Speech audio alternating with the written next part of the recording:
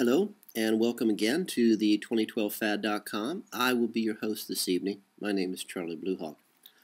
Last night, we chatted about food additives and filler, and why all we Americans are such fat, wilting, and unhealthy, and yet still very hungry pigs. Why we continue to eat so much, and why we continue to starve our bodies to death. At least we hope that in the end, death will actually finally find us, the real death, not this lingering around for decades in agony, filled with chemical food colorings, our bodies preserved by plastic food filler and artificial sweeteners that burn our guts out. Tonight I thought we would chat about what one of our master's plans are for controlling us even further. Should we get it into our heads to actually stand up on our hind legs and act like, well, men and women, like human beings? Personally, I'm not really worried because our masters remember the French Revolution of 1799 like it was yesterday. That was when the French people, and I love French people, rose up against their masters, the aristocracy, and started cutting their heads off. I have it on good authority from one of the masters themselves, a fellow I used to know.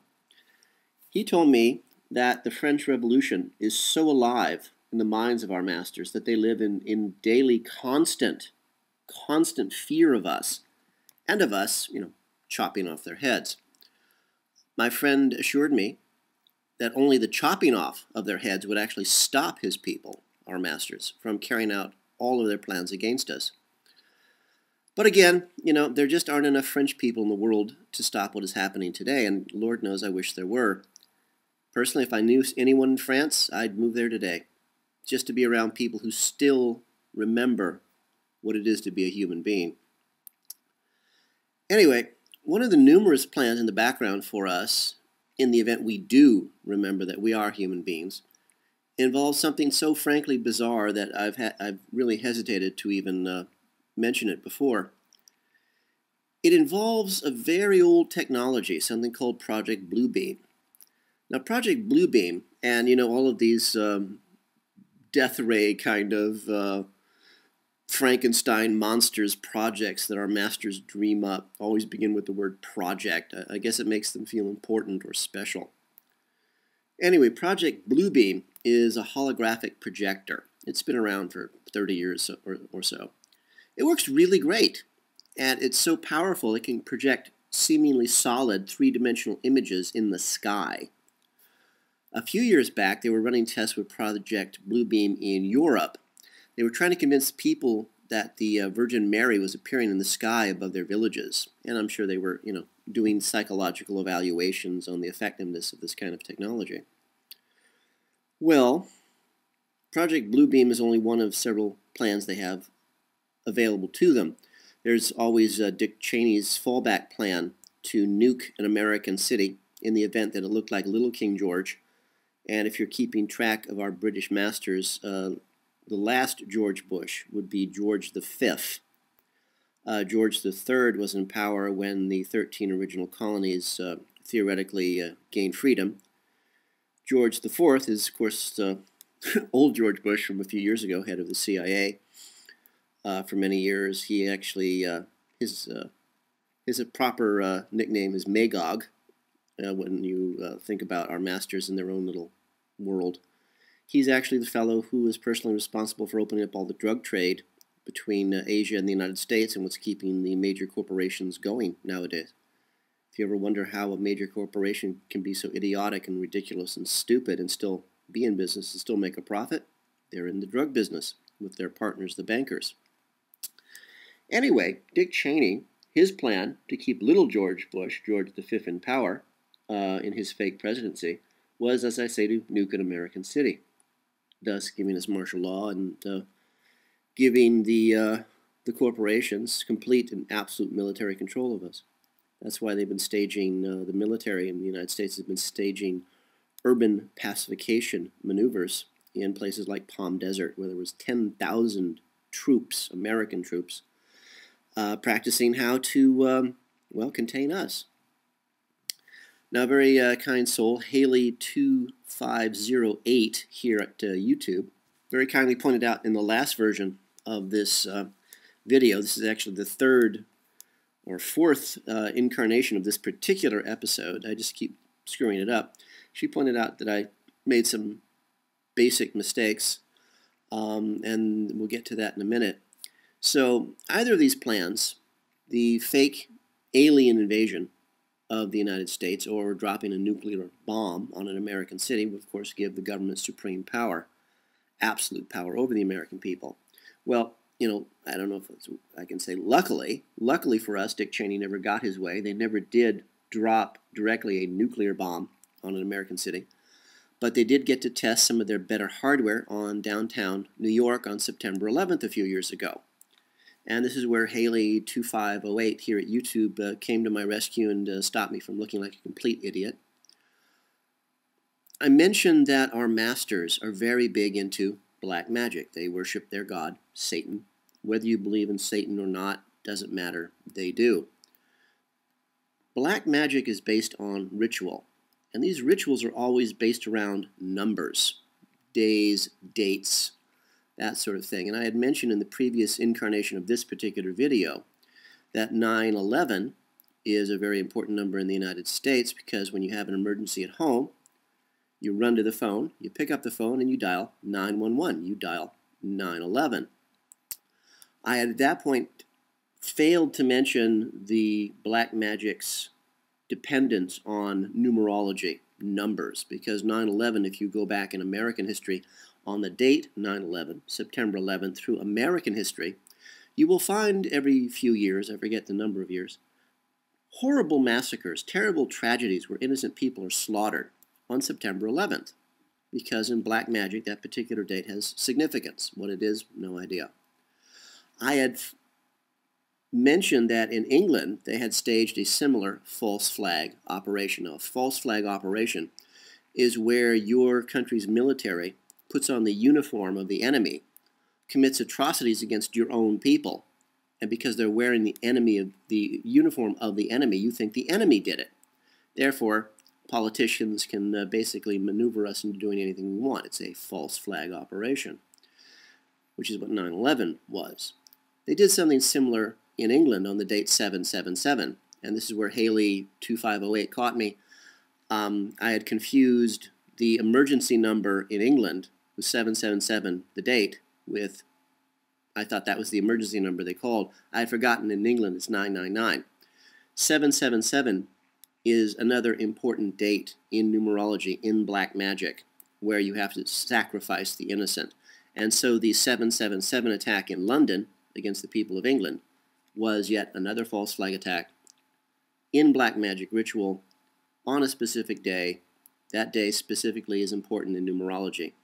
Again, what the date exactly specifies, I have no idea, except that the innocent must die.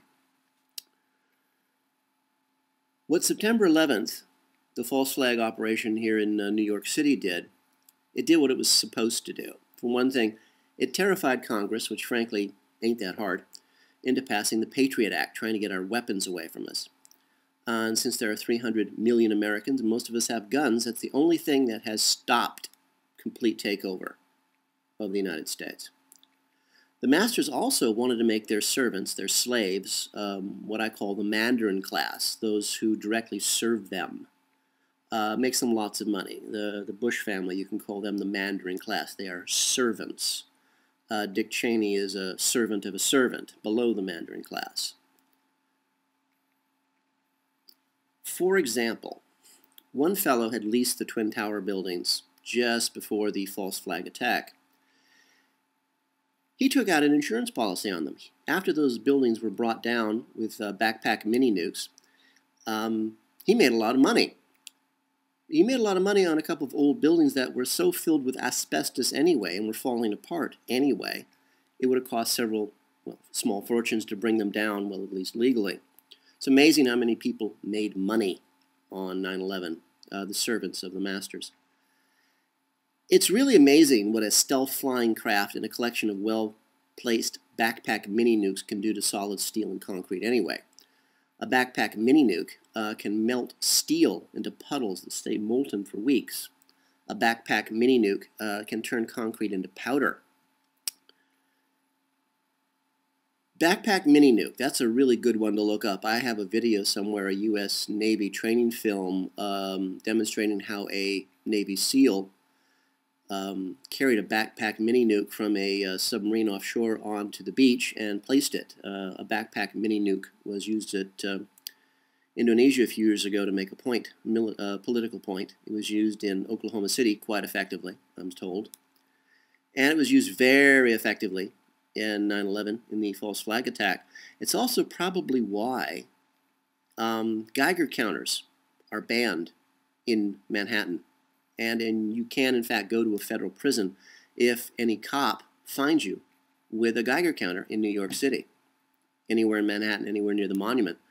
Might have something to do with the fact that a backpack mini nuke gives off horrific amounts of radiation and soaked New York and New Yorkers when those backpack mini nukes brought down the Twin Towers. What about the alien invasion? Can you imagine what people would do when they saw motherships over every major city in the United States? The cattle? Probably nothing. You know, we've had 2 major movies and 2 major television series about this exact same thing. My guess is that the cattle will not even notice.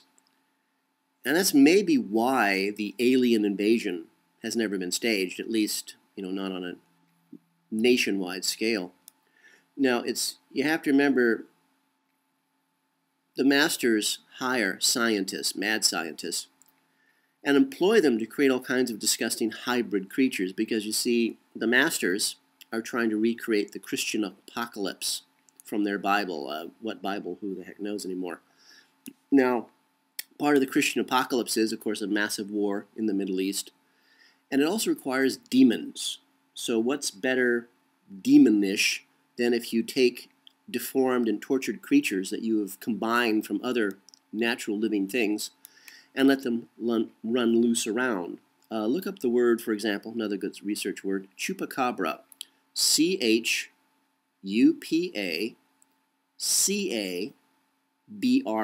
Look up chupacabra.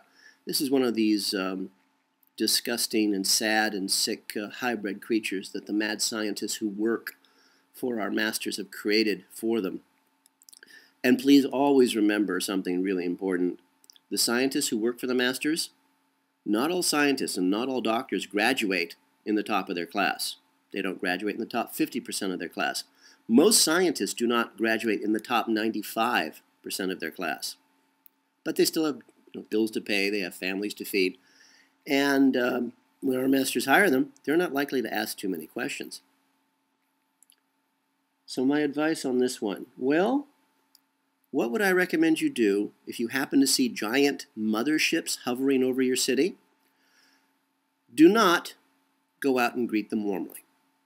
Do not wave flags from the top of tall buildings, and for the love of God, don't hold a party.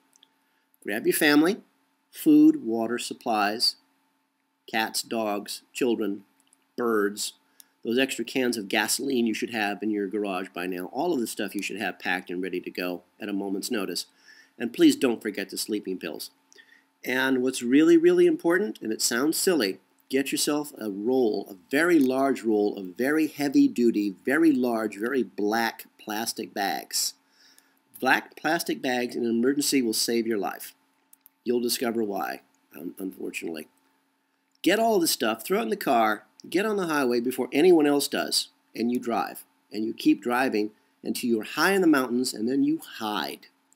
Because I guarantee you that if our masters feel that threatened by us, and they use Project Bluebeam to convince us that aliens have landed, that means that their mad scientists have created something that will pass as an alien.